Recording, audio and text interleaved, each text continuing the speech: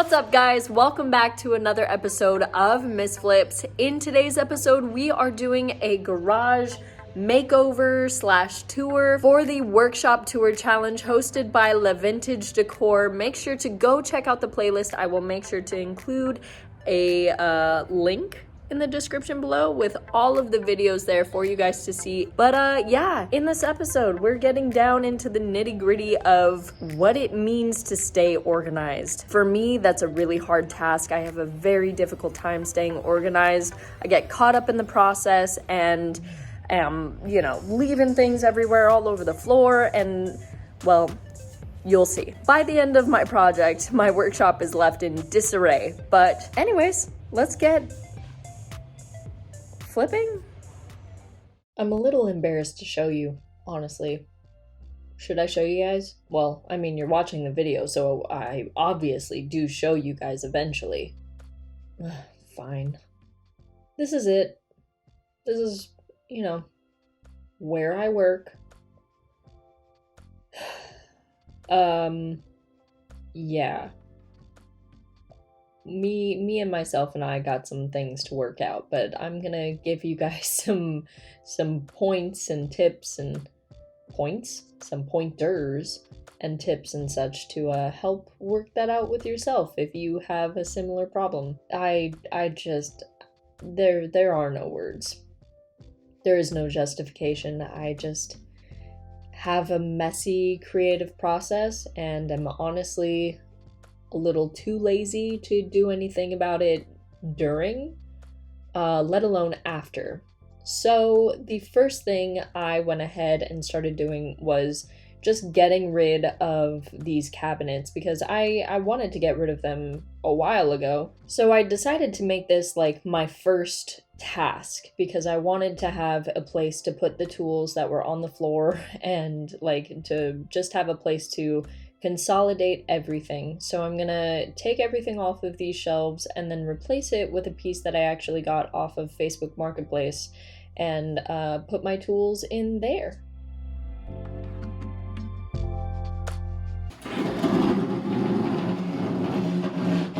So when tackling a huge thing like this, I was doing this completely by myself. I wanted to do it that way. Specifically because it is my space and I want to take pride in my space and I like things to be in specific places. So, I wanted to do it myself and I wanted it to be something that I can be proud of afterwards. But anyways, tackling this by yourself can be extremely overwhelming. You can, not know where to begin, and I find the easiest thing to do is to start with the area that you are going to put things. So for example, I said, I wanted to start putting my tools into that cabinet. So the first thing I did was to create a place where I could put things. And then I went from there. And after that, I find that the motivation kind of starts to build. After I got that shelf all organized and set up, I got motivated to clear out this whole entire space because that shelf was taking up a lot of space within this area. So now that I have so much cleared space within there, I now feel the motivation to get in there and get the rest of it. And it just kind of goes from there, and you find yourself just kind of falling into this rhythm. And so I say that the hardest thing to do is start. And then after that, it all kind of just becomes easy peasy, which it did. This part was actually pretty fun for me. I like playing Tetris, so it was honestly kind of fun to figure out like how the best way to consolidate everything was. It was a good time. These slat boards are just a pain in the ass though. Not fun to move around, especially by yourself, but we got her done. So I started this video about 3 weeks ago now, and I have kept it this way for this long, 3 weeks, which is kind of a personal record for me. And the way that I've gone about keeping it clean is you have to designate a day where you restart. So every week on Sunday, when I release this video, I am cleaning this shed and resetting for the next week. So, and I said shed, garage. So like once I do a project, usually, one project a week for each video.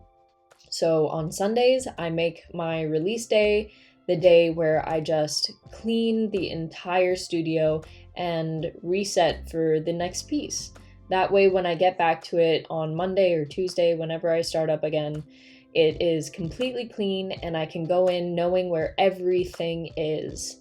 And honestly, having it this way, my mom tells me this all the time. She says, Marissa, staying organized will save you so much time and money along the way, because when you're not organized, when you have things everywhere, you rebuy things because you think you lost it or think you don't have it, and so you're just spending money on things, and then they end up popping up and you find it again, and yeah, it's just a whole mess. So I would definitely recommend staying organized, if not for anything other than your wallet. Speaking of wallet, if you're looking for a good way to organize things, to-go containers from takeout, or plastic containers from Goodwill, or even, old paint jars from Melange Paint, for example. Like, they use glass jars, and I just clean them out, as you can see here, and put screws in them, and then I use that other box for something entirely different. And I probably only spent like maybe $2 on plastic containers from Goodwill, honestly, and it's reducing and reusing and recycling and all that sort of stuff. So you guys know I'm all about that, so I tend to do that a lot. It's not the prettiest looking thing, but it definitely gets the job done. So for this first shelf, I wanted to make it about all of the hand tools that I use on a regular basis. I ended up not putting those saws in there because I hardly use them, but I put things like this wood carving kit. I put all of the tools that I just use pretty much on a daily basis, or not on a daily basis, but with every piece. And then in the top glass sliding compartment, I put all of the large tools that I couldn't, put anywhere else, like my paint sprayer, some of my sanders, the saw, and my drill, all that sort of stuff. And in this bottom drawer, I ended up putting all of my hardware. So we got, new hardware, used hardware that I haven't used yet. We got hardware screws, because every hardware set usually comes with a plethora of screws. So I put like extra screws in here. And then I also, in the back there, put things like veneer. I put old trim. I also put my legs in the back compartment. All that good stuff. All the little decorative things.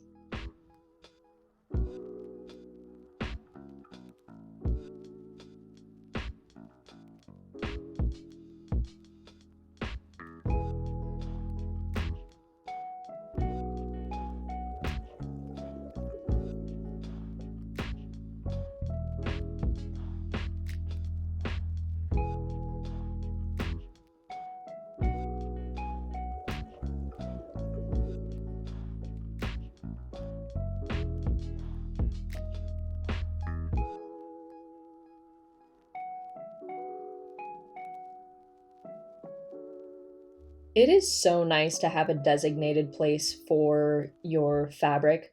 Many of you probably have had this for a while, but this is new to me, and it's great. Why didn't I do this sooner? Probably because I'm lazy. Another way I like to reduce and reuse is using old backing instead of getting those new plastic stuff to keep things from sliding through shelves like this. And I find that it works really well. I mean, it's, again, not the prettiest, but you can paint it or do whatever to it to make it pretty. But yeah, it does the job great, and you can cut it down to size, and yeah, it's just a one less thing that you have to take to the dump. I also find that cardboard from, boxes like big toolboxes like miter saws or table saws or anything like that can also work super well, and that's exactly what I did here. And I put it underneath basically all the products that I use for each shelf. And I was able to break down most of my boxes, which was really cool. And here I am doing exactly that. I actually bought a spray tent, so when I paint and all that, I'm going to be doing it in there instead of in front of cardboard like this. So I decided to break down the pieces and use those as shelving as well.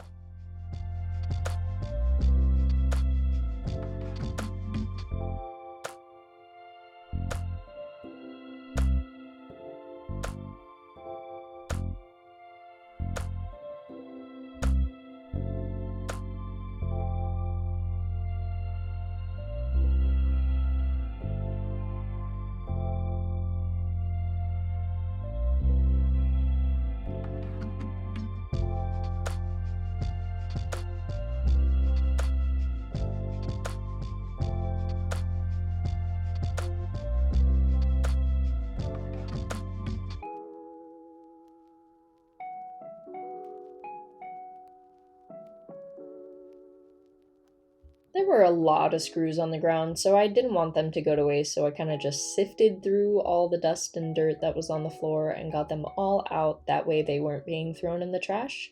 And then I swept up the rest and called it a day. And then I bought this beauty, my first ever workbench, which I am so excited about. And now I don't have to use my miter saw on the ground anymore, which is super nice and safer. The last thing that I needed in this garage space was a staging wall. So here is a little bit of the process, but don't you worry, a full tutorial on how I did this on a budget is coming. But yeah, let's show you guys some before and after, shall we?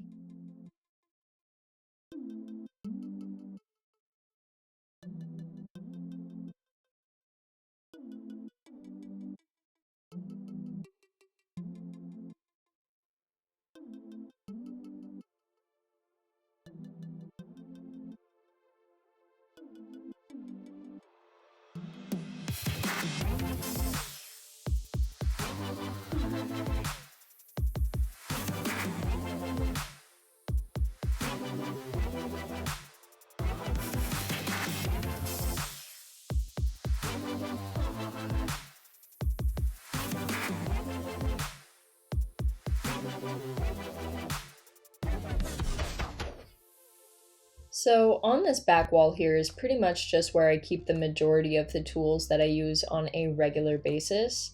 And on this shelf is basically all of my products. So I got an entire shelf for all of my paints, stains, and, gold paints. I love those. And then on this top shelf, I have most of my staging stuff, which is not a lot right now, but I'm accumulating, so don't judge.